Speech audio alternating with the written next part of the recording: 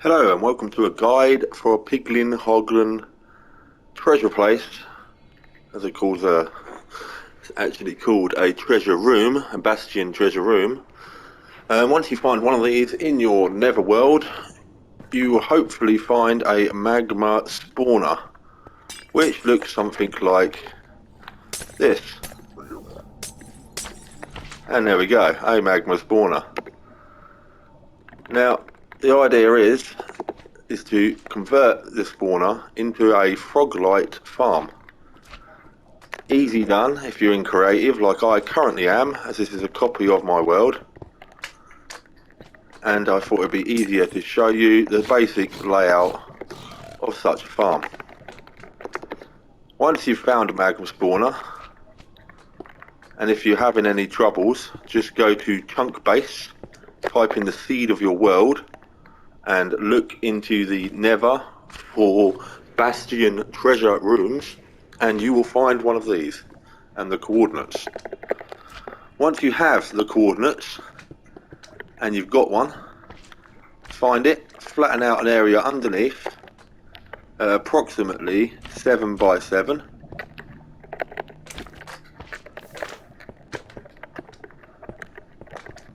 or whatever you seem to be fit, but I figure 7 works. Or just as like myself, you found an area like this, it can be quite easily converted once you get rid of the few extra magmas, which seem to be all over the bloody place. But the idea is you basically lay out a flat area so you can run a train system minecart hopper straight into it.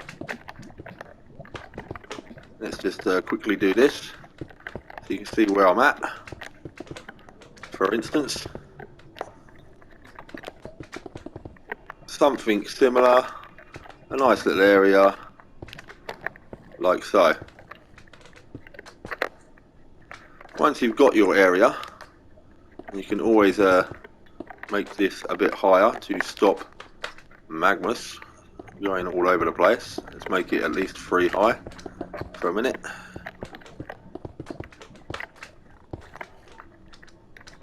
Any questions, just drop them in the comments and I will try to answer any questions you may have.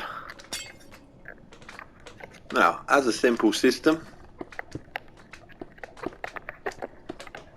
like so, that looks about right. Now we just need to get ourselves some hoppers,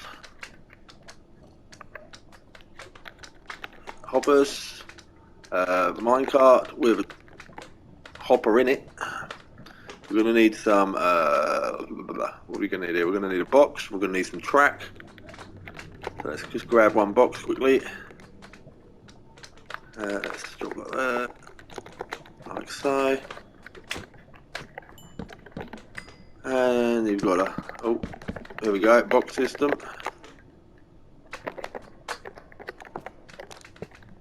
One in there, one in there.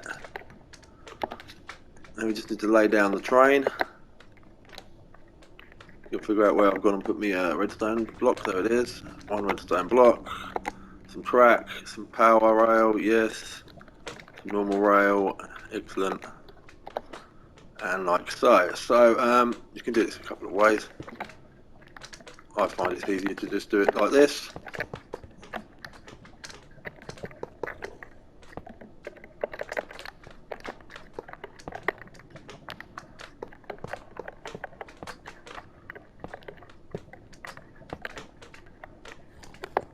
If I'm doing this correctly, I can't remember. It's been a while, people. Bear with me.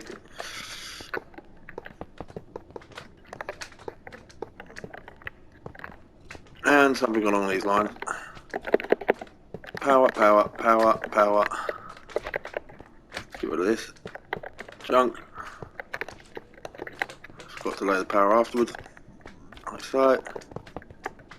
Back up, back in, back round.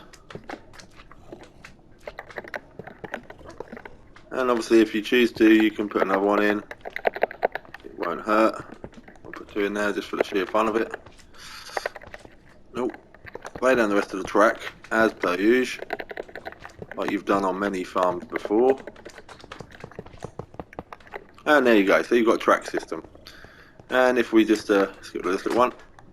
If we whack a minecart on there, and we push it, it should be able to go all the way around, click your power, and it should keep it going. So that's phase one. Then what I'd recommend is you put in the floor. Let's just, it's because I haven't capped the spawner above us properly.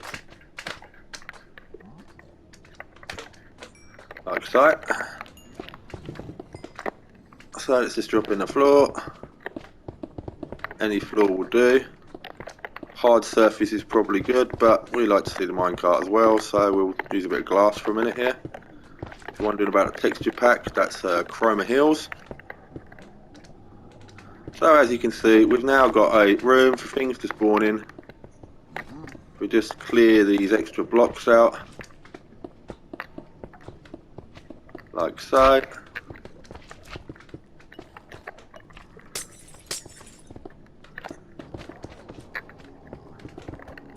Like so, like so. So now what you can do is you can obviously design this in slightly different ways depending on how you feel like it. But personally, just put a little box around like this. Get some of these raised up just to stop the magmas spawning out everywhere. Preferably go up, I think it's 7 blocks. And then if we start doing things like this, break all of that, you can see there's magmas everywhere. So this is a bit hard to do in survival, but I'm sure you will be able to pull it off. I've pulled it off before a couple of times. Yes, so something like that. And if you want, you could put half blocks on the top. That could always help sometimes, depending on your area in the world, as there's sometimes glitches to do with how things spawn. So, yes, as you can see, we're now capped a little room. The next thing to do is to find yourself some snow and buckets, and I recommend using cauldrons in a snowy biome, and you should be able to get snow blocks like so. Once you get snow blocks, if you then place a snow block correspondingly, so there's a gap around it. So you got like one, then a gap, then one, then a gap, and you repeat that pattern all over your farm, like so.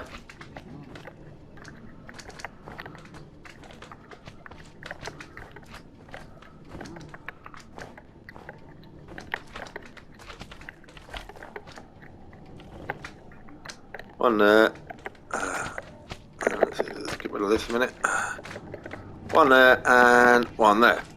So now all you need is your frogs, which you can gather frogs, one from the mangrove area, one from a swamp area. And if you get to breed frogs and get the frog spawn and place the frog spawn in a cold biome, a snowy biome, it should breed the 3rd variant of the frog. Once you have all 3 of your frogs and your various colours of frogs, let's go find them. They're in this lovely list here somewhere, if we can figure out where they are. Frog, spawn frog. Not sure if that will give us different ones, but we'll just do this for a minute. So we spawn a frog, and a frog, and a frog. Now obviously you can get different types of frogs, but for this demo we'll just quickly highlight the single frog. I'll just kill off a few of these magmas a second. Like so, just to help the rate. And I think we've killed most of them there anyway, so. A few little ones left. But anyway, then you start to see this happen. So you'll start to see your magma spawner will spawn. Magmas of medium size or large size will drop down and they'll start to break on the ice. They'll start to take damage. And as they start to take damage, It's actually supposed to be powdered snow, and I've gone and used snow blocks, so that'd be part of the reason.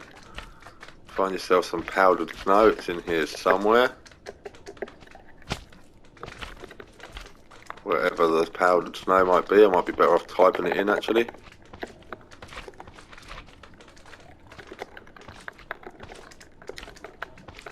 Snow.